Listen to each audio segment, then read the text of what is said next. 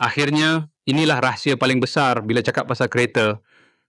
Bukan pasal jenama, enjin turbo atau berapa ramai yang tengok masa kau berhenti kat lampu isyarat. Yang paling penting ialah cara kita fikir pasal duit.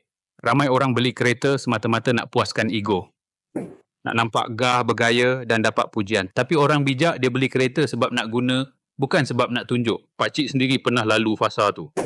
Tapi bila dah sedar, pakcik pilih beli kereta biasa saja, walaupun mampu beli yang lebih mahal.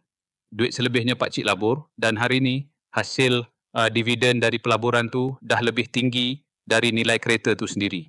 Tak ada siapa pun tanya kereta pakcik apa. Tapi bila ada kecemasan, pakcik tak panik. Kalau boleh, elakkan beli kereta dengan hutang sewa beli. Kalau mampu bayar tunai, bayar terus.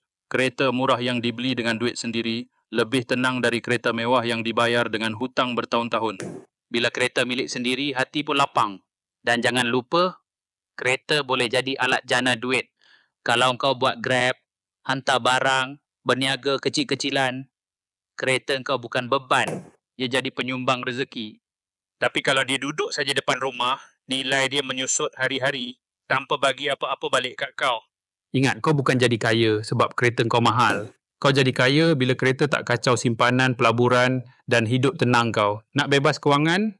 Mulakan dengan beli kereta guna otak bukan nafsu.